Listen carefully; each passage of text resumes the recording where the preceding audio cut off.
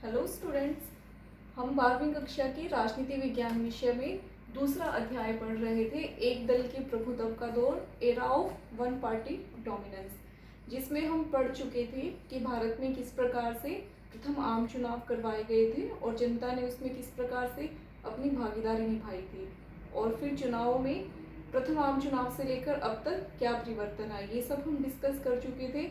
अब हम देखेंगे कि जो पहले 3 आम चुनाव थे उनमें कांग्रेस का प्रभुत्व किस प्रकार से रहा। तो जो प्रथम आम चुनाव थे उसमें लोकसभा में कुल 489 सीटें थी, उनमें से कांग्रेस को 364 यानी कि सबसे ज़्यादा सीटें मिली, और इसके बाद जो स्वतंत्र उम्मीदवार थे जो कि किसी भी दल से नहीं थे उन्हें 37 सीटें। और अगर हम इन स्वतंत्र उम्मीदवारों को छोड़ दें तो कांग्रेस के बाद जो दूसरा बड़ा दल था वो communist party of India CPI था, जिसे कि 16 सीटें मिली थी। तो यहाँ हम स्पष्ट तौर पर देख सकते हैं कि कांग्रेस को भारी बहुमत मिला, कांग्रेस को 74% सीटें इन चुनावों में हासिल हुई। पहले आम चुनाव में कांग्रेस को ये स्पष्ट बहुमत मिलना कोई बड़ी बात नहीं थी, क्योंकि हम जानते हैं कि हमारे देश के स्वतंत्रता संग्राम में कांग्रेस पार्टी ने कितनी महत्वपूर्ण भूमिका निभाई थी। तो जनता में इनकी एक सकारात्मक छवि बनी हुई थी कि आज़ादी के लिए कांग्रेस ने अब तक बहुत महत्वपूर्ण कार्य किया है, तो देश आज़ाद होने के बाद भी कांग्रेस हमारे लिए महत्वपूर्ण कार्य ही करेगी। फिर हम देखते हैं दूसरा आम चुनाव। दूसरे आम चुनाव में लोकसभा की 494 सीटें थी, तो पहले की तरह ही दूसरे आम चुनाव में भी कांग्रेस को 371 सीटें मिली, सबसे ज़्यादा। और अगर स्वतंत्र उम्मीदवारों को छोड़ दें तो दूसरा बड़ा दल कम्युनिस्ट पार्टी ऑफ इंडिया ही था। इन चुनावों में इन दलों के अलावा और भी पार्टियां खड़ी हुई थी, लेकिन उनकी सीटें काफ़ी कम संख्या में थी, काफ़ी गिनी चुनी थी। तो जो महत्वपूर्ण आंकड़े हैं वे यही हैं। और जो तीसरा आम चुनाव था उसमें भी लोकसभा सीटें 494 थी और कांग्रेस को इसमें 361 सीटें मिली थी, और कम्युनिस्ट पार्टी ऑफ इंडिया दूसरा बड़ा विरोधी दल थी जिसको कि 29 सीटें मिली थी। अब हम देख सकते हैं कि कांग्रेस को छोड़कर कोई दूसरा दल ऐसी स्थिति में भी नहीं था जो अपने आप को विपक्षी दल भी कह सकता था। जैसा कि हम जानते हैं कि किसी भी दल को विपक्षी दल की श्रेणी में आने के लिए कम से कम 10% सीटें हासिल करना जरूरी है। जैसे कि यहाँ 489 है तो इसका 10% यानी कि 48.949 सीटें हासिल करना जरूरी है, लेकिन ऐसा किसी भी पार्टी के लिए संभव नहीं था कि वो इतनी सीटें हासिल कर पाती। और इन लोकसभा चुनावों के साथ साथ जैसे कि हम पहले भी पढ़ चुके हैं कि राज्यों के विधानसभा चुनाव भी साथ करवाए गए थे। तो अधिकतर लगभग सभी राज्यों में ही जो कांग्रेस पार्टी की सरकार बनी थी। केवल जो हम देख सकते हैं केरल और जम्मू कश्मीर राज्य ऐसे हैं जहां पर विरोधी दल हमें इस काल के दौरान अस्तित्व में नजर आता है। जो प्रथम आम चुनाव थे उनके साथ जो राज्य विधानसभा के चुनाव हुए थे उस समय कांग्रेस ने यहाँ अपनी मिलीजुली सरकारें बना ली थी, लेकिन 1957 में जो केरल है यहाँ पर जो कम्युनिस्ट पार्टी थी उसने अन्य दलों के साथ मिलकर, मतलब अन्य 5 सदस्यों के साथ मिलकर अपनी सरकार बनाई थी, और उन्होंने अपने गठबंधन को नाम दिया था केरल डेमोक्रेटिक लेफ्ट फ्रंट।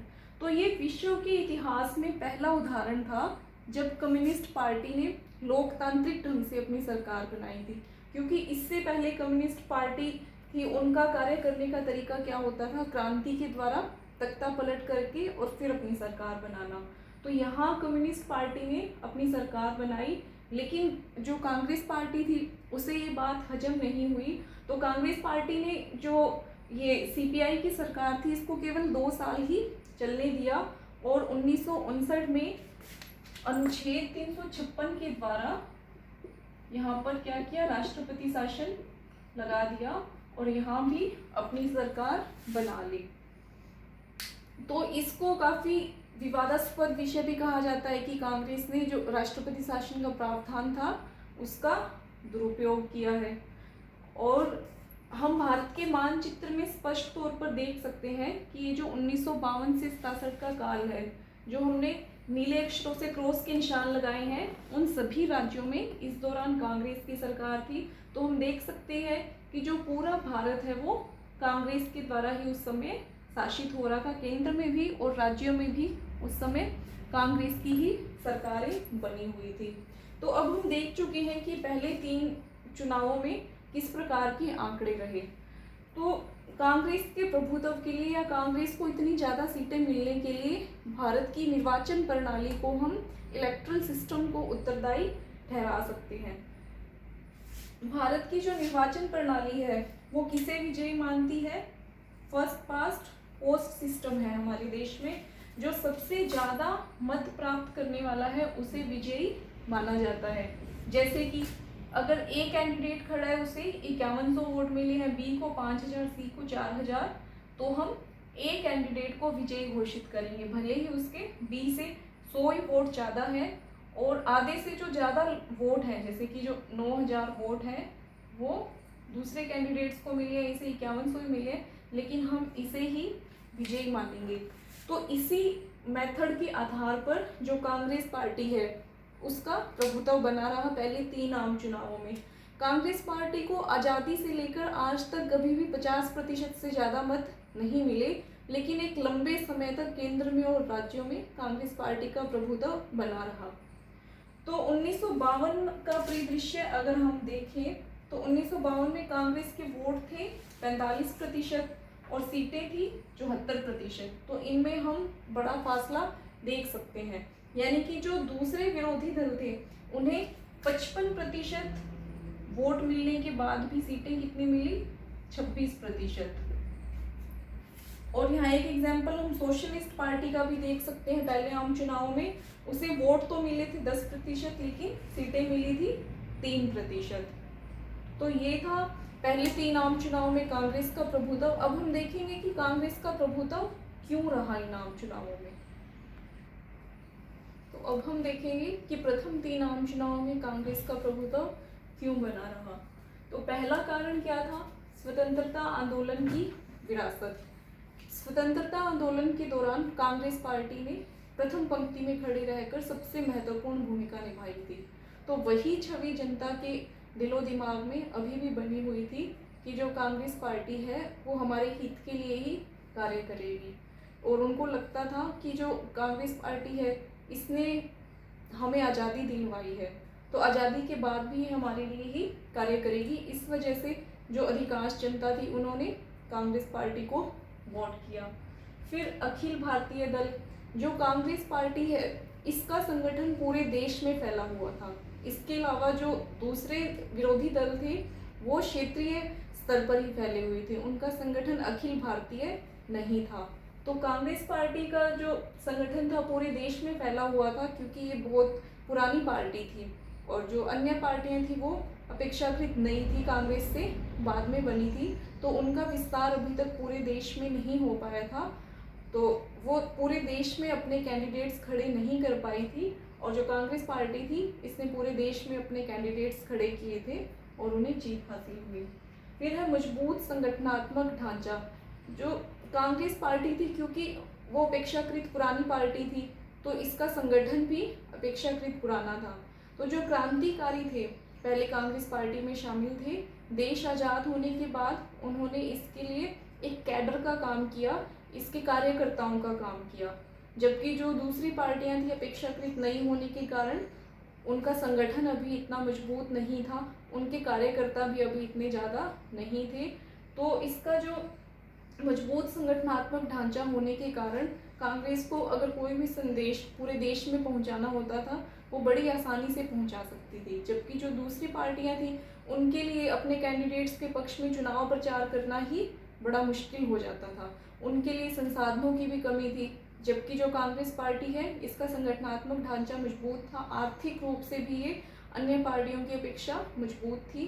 तो इसके सामने ऐसी कोई समस्या नहीं थी कि अपना संदेश किस प्रकार से पहुंचाए या फिर जो चुनाव प्रचार का कार्य है उसको किस प्रकार से करे। तो कांग्रेस पार्टी ने ये कार्य अच्छे ढंग से किया। फिर है कृष्माई नेतृत्व। हमारे देश के जो बहुत से कृष्माई व्यक्तित्व के नेता थे वो कांग्रेस पार्टी में ही शामिल थे, जैसे कि महात्मा गांधी, मोतीलाल नेहरू, जवाहरलाल नेहरू, मौलाना अबुल कलाम आज़ाद। इसके अलावा और भी बहुत से नेताओं के हम नाम ले सकते हैं जो कि कांग्रेस पार्टी में थे, और इन नेताओं के नाम पर ही जो बहुत से लोग थे उन्होंने कांग्रेस पार्टी को वोट दिए, वो इन नेताओं के साथ जुड़े हुए थे। फिर है पार्टी का सर्व सम्मिलित ऑल इंक्लूसिव रूप। जो कांग्रेस पार्टी थी उसमें अमीर, गरीब, ग्रामीण, शहरी, व्यापारी, व्यवसायी, उच्च वर्ग, निम्न वर्ग, हर श्रेणी के लोग शामिल थे। ये किसी एक वर्ग की पार्टी नहीं थी। इसका स्वरूप क्या था? ऑल इंक्लूसिव था। इसीलिए इसको पामर ने छाता संगठन भी कहा है, क्योंकि इसमें हर वर्ग के लोग शामिल थे। अम्ब्रेला ऑर्गेनाइजेशन भी इसे कहा जाता है। फिर है कांग्रेस एक विचारात्मक गठबंधन। कांग्रेस आज़ादी के पहले भी और आज़ादी के बाद भी इसी नीति पर, इसी कार्यक्रम पर चली कि इसने किसी भी एक विचारधारा को नहीं पकड़ा। इसमें सभी विचारधाराएं शामिल थी, जैसे कि उदारवादी, गर्मपंथी, नरमपंथी, कम्युनिस्ट, मतलब हर प्रकार की विचारधारा इसमें शामिल थी। चाहे वो दक्षिणपंथी हो, उदारवादी हो, तो सभी विचारधाराओं के नेता और कार्यकर्ता इस पार्टी में शामिल थे। तो सबके लिए इस पार्टी के द्वार खुले थे। तो इसका जो संगठन है वो ज़्यादा व्यापक स्तर पर था। जबकि जो दूसरी पार्टियां थी वो किसी एक विचारधारा से जुड़ी हुई थी, तो वो लोग फिर उस पार्टी से नहीं जुड़ पाते थे जिनके विचार उन पार्टियों की विचारधाराओं से मेल नहीं खाते थे। फिर है भारत की विभिन्नताओं का प्रतिनिधित्व। भारत विभिन्नताओं का देश है, जैसे कि जाति, धर्म, रंग, भाषा, नस्ल, इन सब के आधार पर भारत में बहुत सी विविधताएं मौजूद हैं। तो जो कांग्रेस पार्टी है वो इन विविधताओं का प्रतिनिधित्व करती थी, क्योंकि इसमें सभी भाषाओं के, जातियों के, धर्मों के लोग शामिल थे। क्योंकि इसका पूरे देश में विस्तार था, पूरे देश की ये पार्टी थी, तो इस वजह से इसमें हमें हर भाषा बोलने वाले, हर धर्म को मानने वाले, हर जाति के लोग इस पार्टी में देखने को मिलते हैं। फिर है कांग्रेस पार्टी सत्ताधारी व विरोधी दल दोनों ही। मतलब कांग्रेस पार्टी में और काफ़ी सारी अलग अलग विचारधाराओं के लोग होने के कारण एक विचारधारा के लोग दूसरी विचारधारा की आलोचना करते थे, तो वही उस पर दबाव समूह की या फिर विरोधी दल की भूमिका निभाते थे। तो जो कांग्रेस पार्टी है उसका कार्य करने का जो तरीका है वो भी इस वजह से सही रहा, क्योंकि इस पार्टी के अंदर ही इसकी कमियां बताने वाले लोग थे। फिर है धर्मनिरपेक्ष दल। जो कांग्रेस पार्टी है इसने अपने आप को किसी एक धर्म की पार्टी नहीं बनाया। जो भारत की प्रस्तावना में धर्मनिरपेक्षता शब्द जोड़ा गया, इसको जोड़ने का श्रेय भी कांग्रेस पार्टी को ही जाता है। कांग्रेस पार्टी में हम देख सकते हैं कि हिंदू, मुस्लिम, सिख, ईसाई सभी धर्मों के लोग इसमें शामिल हैं। फिर है शक्तिशाली विरोधी दल की कमी। जैसे कि पहले 3 आम चुनावों में हम पढ़ चुके हैं कि कोई भी पार्टी इस स्थिति में नहीं थी कि वो अपने आप को विरोधी दल का दर्जा दे सके, यानी कि किसी भी पार्टी को 10% से ज़्यादा सीटें हासिल नहीं हुई थी। तो केंद्र में 1977 तक अकेली कांग्रेस ही सबसे बड़ी पार्टी रही और कोई भी विरोधी दल नहीं था। 1977 के बाद हमें विरोधी दल का अस्तित्व देखने को मिलता है। यहाँ एक पॉइंट, कांग्रेस पार्टी का संघात्मक स्वरूप, इसको हम छोड़ गए बीच में।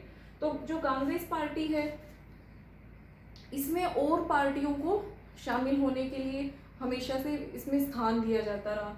चाहे कांग्रेस में ही अलग विचारधाराओं के लोग थे, जैसे कि हम आज़ादी के पहले देखते हैं कि 1907 में कांग्रेस का विभाजन हो गया था गर्मपंथ और नरमपंथ के आधार पर।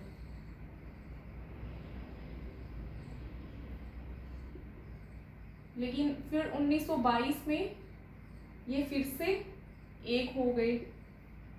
और फिर बाद में भी हम देखते हैं कि जो कांग्रेस पार्टी थी इसमें सोशलिस्ट पार्टी, आज़ादी के पहले ये पार्टियां कांग्रेस में मिली थी, स्वतंत्र पार्टी, जो नेताजी सुभाष चंद्र की फॉरवर्ड ब्लॉक थी, ये सभी पार्टियां बाद में कांग्रेस में मिली। तो कांग्रेस का स्वरूप कैसा था? संघ का स्वरूप था, यानी कि ये दूसरी पार्टियों को अपने में शामिल रखने की प्रवृत्ति रखती थी। तो इन सब कारणों से कांग्रेस का हमारे देश में पहले 3 आम चुनावों में प्रभुत्व बना रहा। और सबसे जो मुख्य कारण क्या था? कांग्रेस की आज़ादी के पहले महत्वपूर्ण भूमिका निभाना। तो अब हम पढ़ चुके हैं कि कांग्रेस का प्रभुत्व किस प्रकार से और किन कारणों से बना रहा। तो अगली वीडियो में हम देखेंगे भारत में इस काल के दौरान 1952 से 67 के दौरान कौन कौन से विरोधी दल सक्रिय थे।